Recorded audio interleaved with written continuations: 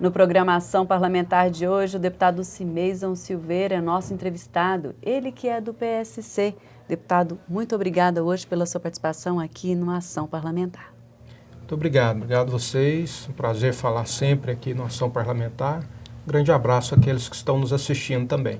Deputado, vamos iniciar um pouco falando sobre o seu trabalho na Comissão de Turismo. Como é que foi todo esse processo nesse último ano? Olha, esse foi um ano onde nós conseguimos, junto à comissão da Assembleia, junto a Goiás Turismo, apresentar um plano estratégico do turismo em Goiás. Esse plano ele trouxe a condição de diálogo com praticamente todos os municípios com potencial turístico para viabilizar aquilo que nós chamamos da indução local do turismo, principalmente nos eventos locais, nas potencialidades de cada região, porque Goiás é um estado rico, principalmente no turismo, na parte ecológica, no turismo de negócios. Então, o estado de Goiás cada região tem as suas potencialidades. Então, nós tivemos a oportunidade no início do ano de fechar um plano estratégico, apresentamos esse plano aos municípios, e aí cada município pôde tratar diretamente com a Goiás Turismo das suas potencialidades locais, como divulgar isso, como melhor utilizar essas potencialidades. Nós tivemos um ano atípico, que foi um ano de crise, onde nós tivemos um aumento muito grande do dólar, então isso mudou a característica do turismo, principalmente potencializando o turismo local, porque as pessoas deixaram de fazer aquele turismo, às vezes para o exterior, aquele turismo mais distante, e o turismo que nós chamamos de turismo doméstico, ele ganhou força. Isso no Brasil todo. Tanto é que os últimos dados da pesquisa que nós vimos, o turismo regional ele cresceu 30%. Então, mesmo num período de crise, a área do turismo ela conseguiu avançar o turismo regional, aquele turismo mais localizado. As pessoas deixaram de viajar. Goiás tem tantos lugares bonitos, não? Exatamente. Então, nós tivemos essa característica e eu acredito que 2016 será bem parecido. Então, nós temos que continuar fomentando o nosso turismo local, continuar dando as condições para que os municípios possam cada vez mais se preparar para receber o turista, porque o turista quer uma cidade limpa, o turista quer uma cidade que tenha um mínimo de estrutura para recebê-lo. Então não é só você ter ali um potencial, é você saber se preparar para receber o turista. Então nós temos conversado muito com as cidades com potencial turístico para que possa também se preparar para receber o turista nesse momento em que nós temos esse grande potencial. Então foi um ano que nós conseguimos um diálogo muito importante com os municípios e eu entendo que esse ano de 2016 também nós vamos conseguir avançar não só nesses arranjos locais do turismo, mas trazer um caráter onde os municípios possam se estruturar melhor para usufruir melhor da sua condição turística. E dessa forma o senhor faz essa ponte entre o poder público e as empresas, buscando aí soluções para essa questão do turismo. Acho que a função da Assembleia, essa interlocução, aproximar as pontas do processo. O governo, que é o grande fomentador do processo, os municípios que têm os potenciais, as entidades que trabalham o turismo. Então, é interessante a gente colocar todo mundo para dialogar. Nós tivemos aqui o ano passado uma audiência pública onde nós tivemos a participação de mais de 40 municípios nessa audiência pública. Foi justamente no momento em que se apresentou o plano estratégico para o Estado. Então, esse foi o pontapé inicial para que esse diálogo se iniciasse. E, posteriormente, nós tivemos várias reuniões junto à Goiás Turismo, com os municípios, com as entidades, para que a gente pudesse, dentro do plano que o Estado tinha, colocar e atender as características de cada município. Então, isso é fundamental, essa ponte. Eu acho que esse é o papel da Assembleia, o Parlamento ele tem essa mobilidade de conseguir dialogar com segmentos, com as prefeituras, papel que às vezes o governo não dá conta de fazer sozinho. Então, o Parlamento entra para fazer justamente essa ponte, essa ligação, para que... E aí é o papel da comissão também, para que as coisas aconteçam. Por exemplo, nós estamos agora, esse ano de 2016, nós vamos através da Assembleia, também em parceria com a Goiás Turismo e os municípios, nós estamos desenvolvendo o Fundo Estadual do Turismo. Esse fundo ele vai servir para atender essas principais demandas dos municípios que têm a característica turística, principalmente nas questões das divulgações, da realização dos seus eventos. E esse fundo ele vai ser também mais um avanço, tanto da comissão como do Estado, nessa promoção do turismo em Goiás. Então, agora, em 2016, buscando novamente juntar essas forças aí com essa discussão do fundo, então. Exatamente, colocando todo mundo para conversar junto, os atores, aqueles que fazem as coisas acontecerem, né? Seja o governo, seja as entidades ligadas ao turismo, o trade, os conventions bureau, enfim, aqueles que fazem, promovem o turismo com os municípios, com os potenciais, então colocar todos juntos e definirmos um plano junto, como foi feito em 2015, agora em 2016, acrescentando aí o Fundo Estadual do Turismo. Eu acredito que nós vamos aos poucos avançando e colocando sempre Goiás nessa linha do turismo nacional. Deputado, o senhor, além de atuar enquanto presidente da Comissão de Turismo, o senhor também tem vários trabalhos aqui na casa, já apresentou vários projetos e o senhor, inclusive, já fez uma campanha auxiliando aí o pessoal, as pessoas que sofrem de lúpus, né, os pacientes de lúpus, que o senhor, inclusive, ouviu em audiência pública, em Formosa, toda essa comunidade que sofre com esse problema. Como é que foi esse processo, esse trabalho? A nossa ação como parlamentar, ela nunca é focada em um só viés. A gente recebe demanda aqui de todos os tipos, né? Hoje eu sou presidente da Comissão de Turismo, da Comissão de Minas e Energia, mas nós temos a demanda em várias áreas do Estado, dos municípios, né, das pessoas que nos procuram e grupos e entidades que nos procuram com causas que vale a pena defender. E uma dessas causas foi um grupo que me procurou, que é um grupo de Formosa, um grupo que fazia um trabalho já há muito tempo com os doentes de lúpus, né, que são acometidos pela doença do lúpus, e ali eles tinham um trabalho já há um bom tempo, mas praticamente sem nenhuma atenção do poder público, né? Um trabalho de conscientização muito bonito das mães, das famílias, e eu, juntamente com o vereador ali de Formosa, o Ener Patrick, né, nós decidimos acampar essa causa. Então nós fomos até Formosa, fizemos uma audiência pública com toda a estrutura da Assembleia, e ali nós escutamos as reivindicações daquele grupo que tem feito um trabalho em todo o estado de Goiás. E essa audiência pública, que foi feita no mês de setembro de 2015, resultou em 2 projetos de lei, para que a gente pudesse dar alguma possibilidade desse grupo avançar nos seus cuidados com relação aos doentes de lúpus. A primeira proposta foi justamente estabelecer em Goiás a semana de conscientização com relação à doença de lúpus. Por que é importante a gente oficializar? Que ficou como a segunda semana no mês de maio, correto? A segunda semana no mês de maio. Já foi aprovado esse projeto na casa, então a segunda semana de maio vai ser a semana de conscientização da doença de lúpus, onde o poder público poderá fazer toda uma campanha em cima do que é a doença de lúpus, orientar as pessoas do que é a doença de lúpus. Muitos, às vezes, têm a doença e não sabem que tem. E essa semana não só para que o poder público possa fazer as suas ações, mas essas entidades também que trabalham no setor conseguir, seja através de uma estrutura para fazer um projeto. Então, o poder público vai poder aplicar nesse tipo de divulgação nessa semana, porque se torna parte do calendário oficial a semana de combate e conscientização ao lúpus. Então é importante a aprovação foi importante a aprovação dessa matéria.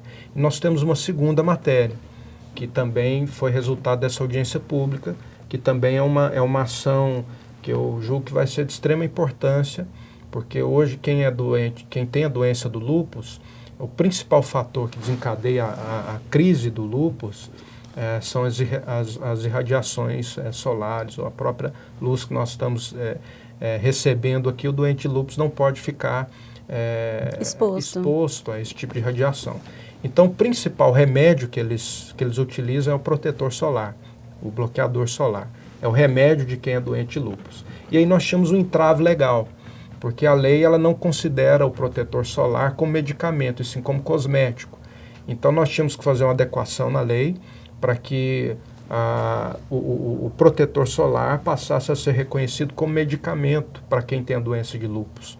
Então, nós fizemos essa adequação, apresentamos esse projeto que já está em tramitação na casa, já foi aprovado na CCJ, vai à votação agora, e eu acredito que já no próximo semestre nós vamos entregar essa matéria aprovada, onde o bloqueador solar vai passar a ser medicamento, e essas pessoas que são acometidas pela doença do lúpus vai poder ter acesso ao bloqueador solar, o protetor solar, como medicamento. Então, a própria rede pública vai poder disponibilizar o bloqueador solar. Com o projeto sendo aprovado, ele pode, inclusive, ou ter descontos ou receber mesmo gratuitamente? Ele vai poder receber o medicamento gratuitamente da rede de saúde, né? Isso não é feito hoje justamente por esse entrave da lei, né? Porque a lei ela não reconhece ela enxerga o protetor solar como cosmético, e a rede pública não distribui cosmético, né? Porque já é uma questão de estética. Mas com a lei aprovada, porque hoje os laudos médicos que nós anexamos ao projeto deixa isso muito claro, que o protetor solar, para quem tem a doença de lúpus, ele é medicamento, né? Então, não é que vai ser distribuído aleatoriamente. Qualquer um vai lá poder pegar, vai para a praia, vai lá pegar um bloqueador solar na rede pública. Não vai ser assim. Para quem tem a doença, né? Para quem tenha acometido pela doença de lúpus. Então, esses poderão ter acesso ao protetor solar como medicamento. Deputado, a gente vai para um breve intervalo e volta em instantes conversando um pouco mais a respeito dos projetos e também expectativas do deputado para esse ano de 2016. A gente volta em instantes.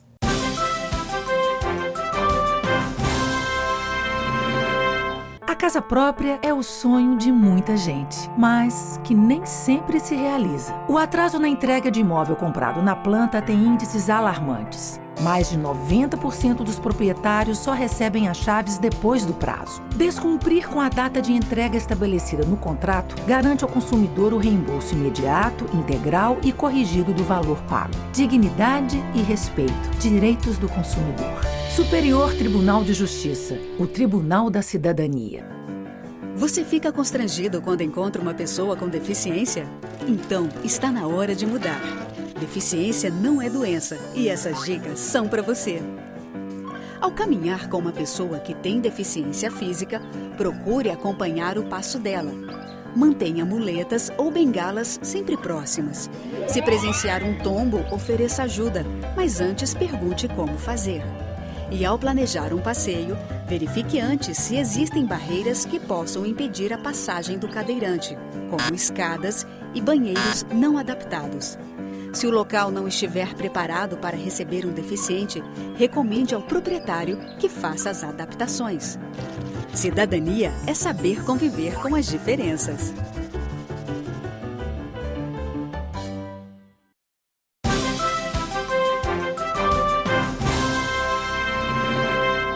De volta com programação parlamentar, que hoje tem no estúdio o deputado Cimeizon Silveira. Deputado, nós já falamos no bloco anterior sobre o senhor é presidente da Comissão de Turismo, o senhor também citou que é presidente da Comissão de Minas e Energia. E como é que foi esse trabalho no ano de 2015 e agora que vem o novo 2016 com toda a discussão do Fórum Permanente para assuntos relacionados ao setor energético no estado de Goiás? Vamos lá, vamos tentar construir aqui um histórico do que é o Fórum e o trabalho da comissão.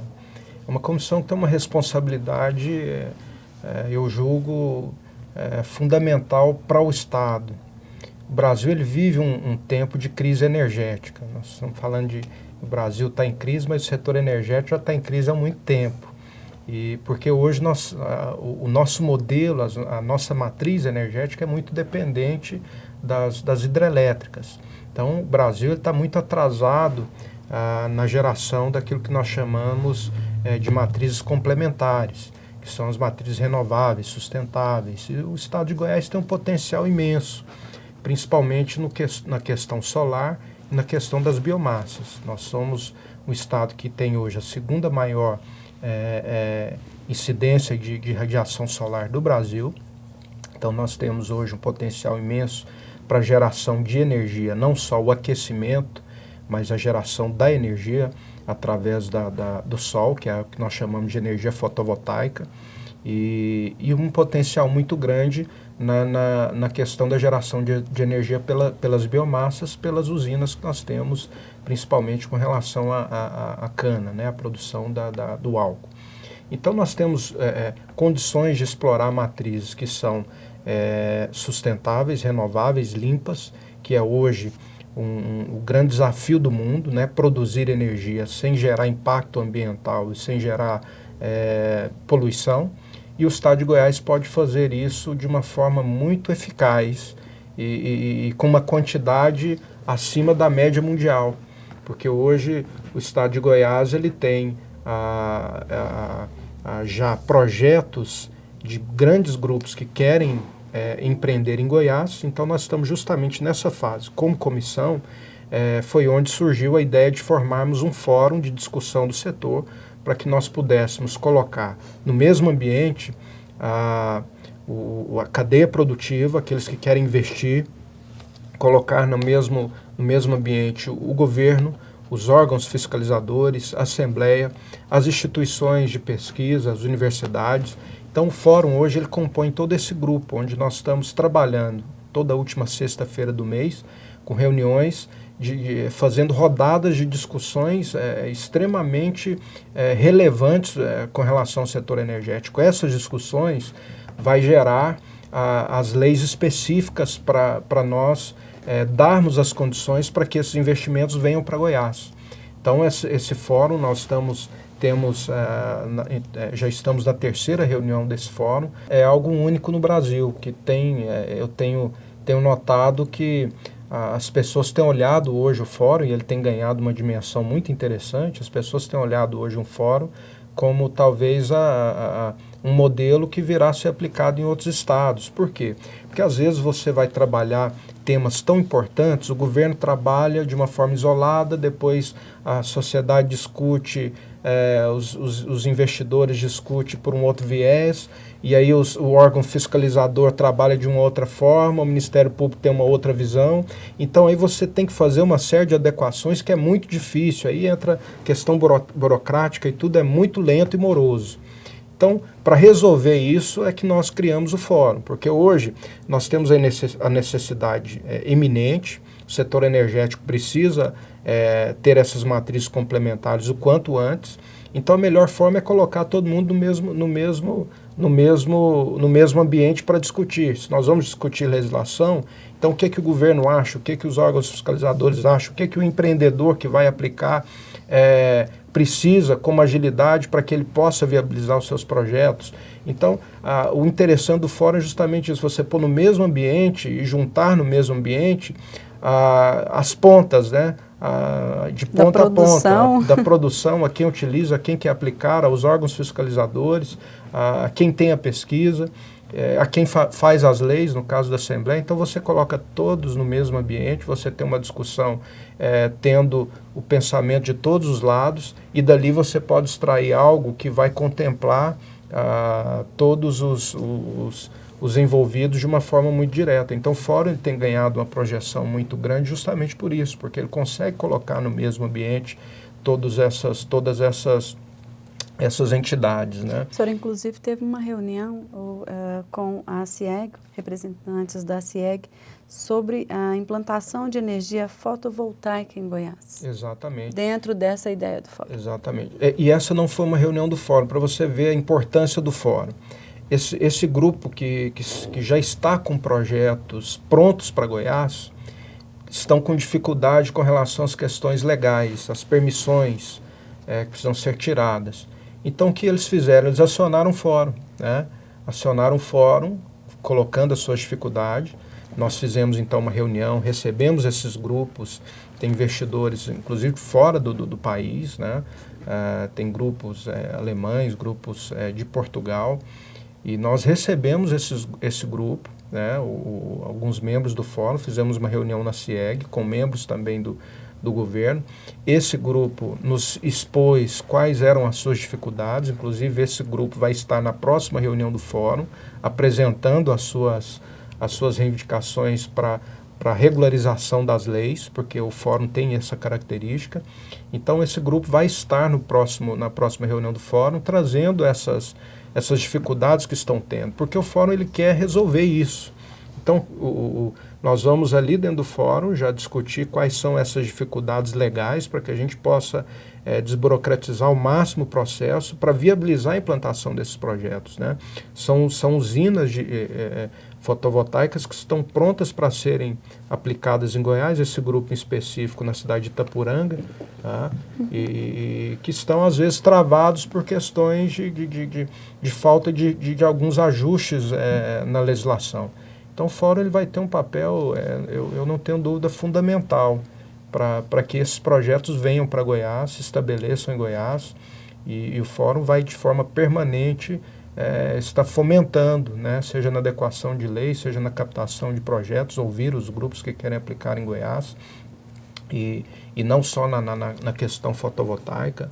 Nós já estamos também conversando muito com grupos que têm projetos na área das biomassas também, inclusive para trabalhar com os aterros sanitários. O Brasil está muito atrasado nisso.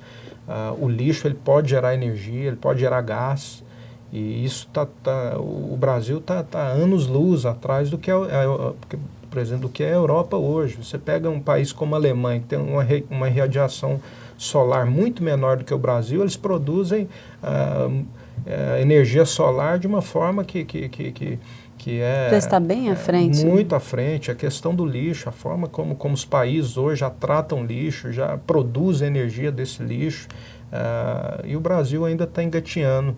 Então, acho que discussões como essa, grupos que estão vindo, agregando ao fórum, trazendo conhecimento, eu acho que vai ser muito útil para a gente estabelecer as políticas públicas para que Goiás avance, né? Para que Goiás usufrua do seu potencial. Nós temos o potencial que está aí, o sol está aí, né, todos os dias de uma forma, quem é goiano sabe, né, que se tem algo que nós temos de abundância em Goiás é o sol. Então isso está sendo desperdiçado, poderia estar virando energia, né? E da mesma forma as biomassas, que nós precisamos explorar melhor isso aí. São duas matrizes que Goiás tem um potencial fantástico, e eu acredito que aos poucos nós vamos conseguindo estabelecer o ambiente necessário e propício para que esses investimentos venham para Goiás. Deputado, e além dessas discussões, o senhor também recebeu um comando aí no último dia 5 de janeiro, comando do partido. Como é que é conseguir associar todo esse trabalho aí, buscando agora também liderar o partido? Eu estou tentando fazer tudo, né? A demanda é muito grande, por isso que a gente falou que agora há pouco que o meu recesso não aconteceu ainda, né? Nem um dia. Trabalhando muito, é uma missão que eu assumo também com muita responsabilidade. Assumir a presidência de um partido, ela traz uma responsabilidade imensa, porque você trabalha com viés político Hoje o partido está implantado em 214 municípios, então são 214 comissões que nós temos que trabalhar e junto agora, principalmente no ciclo municipal, para que elas se estabeleçam e para que o partido também cresça. Então é mais uma missão, já mais vinculada à questão política partidária, né? Aqui na Assembleia, uma política já com outro viés, que é a política de resultados para o Estado, mas sem deixar também de atender essa questão partidária. Então assumo essa presidência com muita responsabilidade. Eu espero que os anos que eu esteja à frente do PSC eu possa fazer com que o partido cresça também em Goiás, que a gente avance e que o PSC deixe as suas marcas na política goiana com um bom quadro, né? A nossa preocupação sempre é essa, de formar bons políticos que tenham condições mínimas necessárias para representar o povo, mas fazer o que eu sempre falo de política prática, de política que dê resultados, né? Não só política de palanque, mas a política que, uma vez eleitos, os nossos representantes, seja no legislativo ou nos executivos municipais, eles possam fazer uma política à altura do que é a nossa população, né? O Brasil precisa de políticos que tenham comprometimento total, né? Com a causa, não só o comprometimento com a parte política, mas de fazer uma política prática, de resultados. Então essa é a nossa preocupação, formar bons quadros dentro do partido, apresentar para esse ciclo municipal candidaturas que sejam à altura, né, das reivindicações populares. Então nós temos aí uma missão também partidária que eu acampo com muita responsabilidade. Ano eleitoral, nas eleições municipais. Ano eleitoral. Eu espero poder corresponder à expectativa também do nosso partido. Deputado, nesse ano eleitoral, principalmente, como é que o senhor vê o cenário político aqui no estado de Goiás com relação a nesse ano eleitoral? Olha, eu acho que o país ele vai fazer esse ano uma reflexão. Eu julgo que essas eleições municipais agora, ela talvez vai ser uma das eleições mais críticas, quando eu falo crítica com relação as pessoas terem uma condição crítica, né? Eu acho que as pessoas elas vão observar esse processo eleitoral de uma forma muito mais crítica do que nos outros processos, porque nós estamos vivendo um período de convulsão, um período onde o país passa por até um choque de gerações políticas. Eu acho que nós estamos vivendo esse momento de vir uma nova mentalidade, mas dentro ainda de uma estrutura antiga, de cabeças antigas, e que está tendo um choque de gerações, um choque de pensamento, e eu espero que essa geração que está vindo, e isso eu acredito que vai ser muito demonstrado nesse ciclo municipal, e eu acredito que vai ser um ciclo de muita mudança. Eu acho que vai ser um ciclo de novas figuras, de novos projetos. A população está muito crítica. Quem hoje não souber defender uma causa, quem não souber defender o que quer na política, eu acho que não vai ter espaço, porque essa é uma eleição que as pessoas vão ter que saber defender o que querem, vão ter que mostrar quais são os seus ideais, o que eles pensam para a melhoria da nossa política, para a melhoria da estrutura política administrativa do país. Então as pessoas elas vão ter que saber discutir as principais demandas das suas regiões, né? Então a população vai estar muito crítica. Apresentar soluções. Justamente. Que essa é a ideia do representante da população, buscar soluções diante das demandas. Não é? Exatamente, buscar soluções. Aí eu até entro na questão partidária. Nós vamos fazer agora, no dia 16 de abril, um treinamento dos nossos pré-candidatos, porque nós queremos candidatos preparados, porque eu entendo que esse ciclo vai ser municipal, vai ser um ciclo que a população vai questionar, vai criticar, vai buscar saber o que cada um defende, e é interessante que às vezes você vê algumas aberrações no ciclo municipal, às vezes o vereador defender causas que ele não pode fazer, que ele não pode defender, você vê que há um desconhecimento total, às vezes até do próprio candidato, do que ele pode e o que ele não pode, né? Então a gente vê, por exemplo, os limites do mandato. Os limites do qual é a sua prerrogativa e o que você pode fazer. Às vezes a gente vê, por exemplo, vereador defendendo que vai fazer asfalto, né? Isso é um total desconhecimento do que ele pode e o que ele não pode. Ele não é executivo, então para ele fazer asfalto ele tem que candidatar a prefeito, né? Então você vê, às vezes, isso acontece muito nos ciclos municipais, as pessoas acamparem bandeiras que elas não vão poder cumprir como vereador. E aí entra aquele conflito, mas você não prometeu, aí a pessoa entra lá e vai saber que ela não pode fazer isso, né? Então, nós temos que saber discutir o que eu posso defender como candidato, por exemplo, a vereador no meu município na área de segurança, na área da saúde, na área da educação, o que é prerrogativa. E o partido vai fazer esse direcionamento. Exatamente. O partido vai fazer um treinamento para que as pessoas saibam defender o que ela pode, o que ela não pode, quais são as linhas do que ela deve defender, o que o país, o que os municípios precisam, né? Então é importante entregar nesse ciclo municipal candidatos preparados para isso, que vai saber defender as causas, principalmente aquele tripé que nós chamamos do processo eleitoral, educação, saúde e segurança, que todos vão ter que saber defender muito bem e principalmente saber as suas prerrogativas, o que ele pode e o que ele não pode fazer. E a população está sabendo o que pode, o que não pode fazer, então não adianta você sair numa candidatura aí tentando ludibriar o eleitor, porque a cada dia, eu acho que com os avanços das redes sociais, a condição das pessoas hoje terem informações, isso facilitou muito o eleitor em buscar candidatos que tenham o mínimo preparo. Na sua visão, está mais crítico? Mais crítico, mais preparado. Eu acho que nessa eleição, principalmente, porque é um momento que as pessoas... O período de crise no Brasil está fazendo as pessoas refletirem também sobre as questões políticas, que política ela influencia de uma forma muito mais direta nas nossas vidas do que a gente imagina.